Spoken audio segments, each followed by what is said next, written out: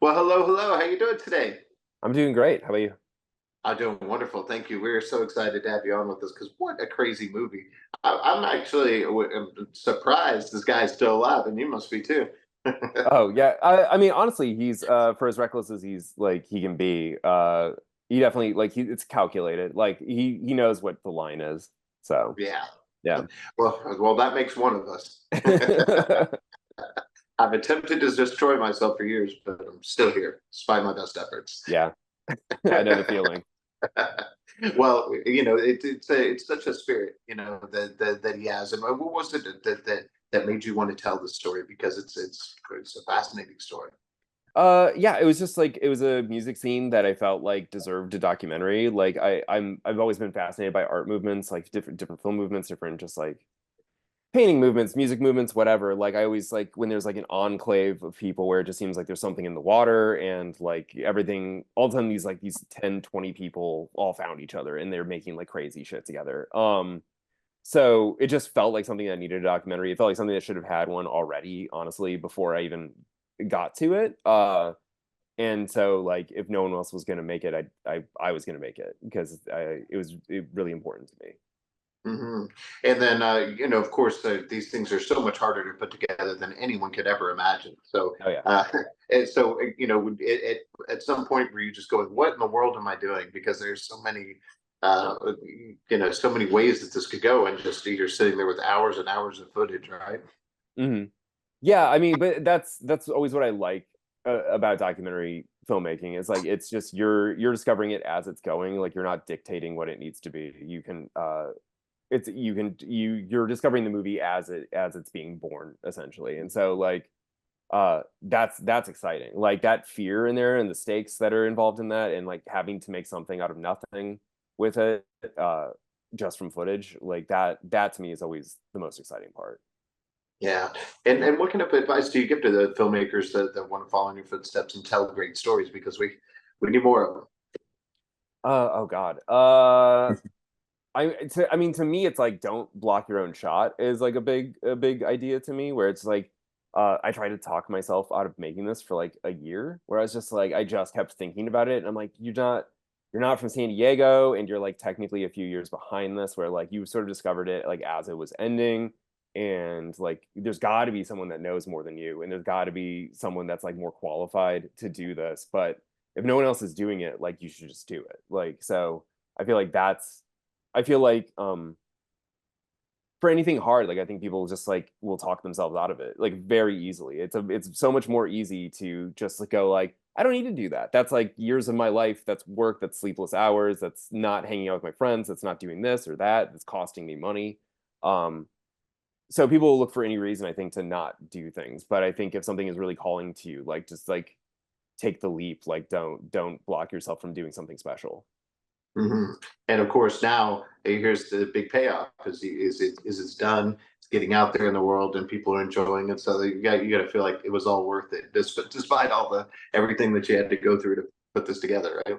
Oh yeah, totally. I mean, and like outside of, I mean, it's just I mean, this isn't like my first rodeo, so it's just like I know that just like there's a certain amount of hours that go into doing a project like this. Like it's just going to be death by a thousand cuts, where it's like if you do a few hours a day for this many years, like it will get finished. Um, but I mean, the production was like not hard. I got to make a movie with my friends, and like I got to talk to people that I admired, and we got to become friends. And so like uh overall outside of just like the labor involved it really like there was not really much of a downside to any of it. Yeah, absolutely. And then, of course, you'll like this. My co-host is Drew Pearson, one of our great Dallas Cowboys, caught the Hail Mary, went in the Hall of Fame. So we always like to ask people their Hail Mary moment, which is that moment in your life or career you decided to go for it and it worked out for you. What do you suppose that was for you? I mean that was kind of this honestly like Yeah. I was ending a project. I was really like sort of like disillusioned on this thing that I was helping out with and like my first movie had kind of stalled and it was like kind of at a place where like I needed to get it finished but it wasn't moving and I was like I need something or else I'm just gonna like give up at this. And Justin and I had become friends at that point and like one day I was just like I'm just gonna do it. I'm just gonna ask him because like I need something that's gonna like save me from becoming so cynical about these projects. Yeah, absolutely. And what is it that you, because part of it is that success mindset that you have to have, and we talk about this on the show. But whether or not you're feeling it or not, you just have to do it. And is there something that you keep in mind, or something you tell yourself that keeps you on the right path even when things are tough? Um, yeah, I mean, I don't know. I've always known that I wanted to do this, and I've never been a question. I've never had that weird existential crisis of like, what do I do with my life? What should I be? What am I? Or what like I was like 6 being like, I wanna make movies. I want to write books and make movies, and I want to do this, and I'm going to do this.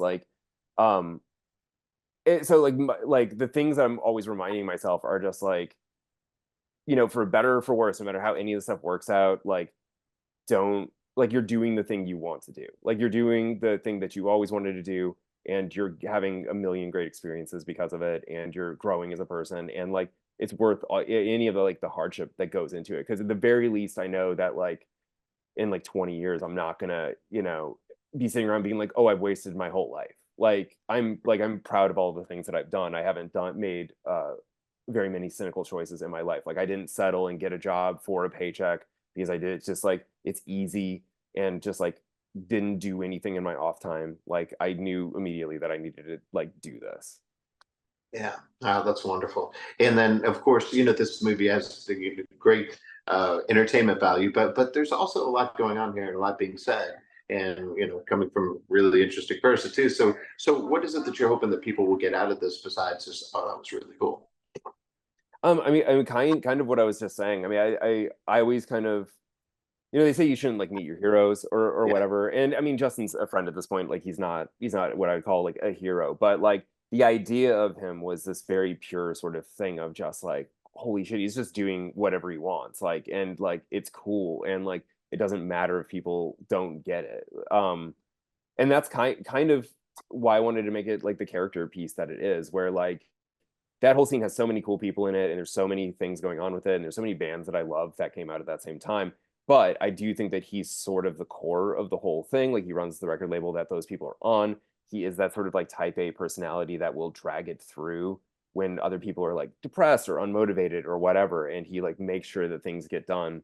Um, and I think that those people are important, and I think that he's a great example for how to be, and especially as an artist, how to be like where you're making very clear choices, and you're not doing it for any other reason than that like this feels like what it needs to be.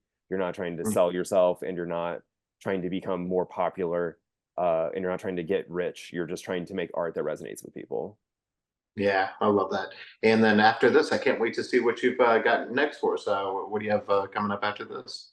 I don't have like a personal directed project for myself. There's a couple ideas that I'm kicking around, but I'm kind of superstitious about saying anything out loud. I am in the last stages of an edit on an independent wrestling documentary that I'm the editor on. So that's like the rest of my winter is just finishing up an independent wrestling documentary. And I also run a book company. Like I run a publishing company called With an X. So I'm consistently putting books out on that. So we just announced our latest title. It's called You Private Person. It's Mhm. Richard Chim's first novel. Richard Chim's a genius. He's amazing. He's such a nice guy. His first novel was out of print for years, and then he published a novel called King of Joy. Got shortlisted for like the best novel of the year from like NPR and a bunch of other places. But his first book has been completely unavailable for years, and so I just asked to put it back out. And thankfully, like he was into doing it, so finally people can like get their hands on it again. Good. And what else should we read since we've got you here? Oh, like from me or from like Yes. just the Yeah. world? There's a great book called So Much Heart by Drew Buxton. He's a San Antonio writer. Amazing. It's one of I read a lot of books. It's one of my favorite short story collections I've ever read. Like it's like Dennis Johnson, and it's like surrealism, and it's got like literally so much heart in it, and it's dark and it's fucked up and weird, and like I just remember when he submitted it, and I was like one story in, and I'm just like he better never have submitted this anywhere else. um I also put out a book called but God Made Him a Poet, all about the work of John Ford, written by Scout Tafoya, who writes for RogerEbert.com. Mhm. Uh, and so that's like to me like an essential text at this point of like Western filmmaking. Like he went through all of the surviving John Ford films and like analyzed them from a 21st century perspective. Like, what do you do with problematic art? What do you do with problematic directors? Like, what do you do with people racist depictions? But that also came from like a guy who lived on reservations with Native Americans and like got them more funding and like knew their language and like so it's like tries to unball like that whole sticky situation of like what do you do with this art now? Yeah, oh, that's amazing. Well, thank you for the extra reading recommendations. We're definitely going to check those out. We're big readers over here ourselves, and you got a fellow Texan in there, so we like that. Awesome. I love that. Well, for now we're going to tell everyone to check out the film. Congratulations on it, and looking forward to talking to you again very, very soon. Awesome. Thanks for having me.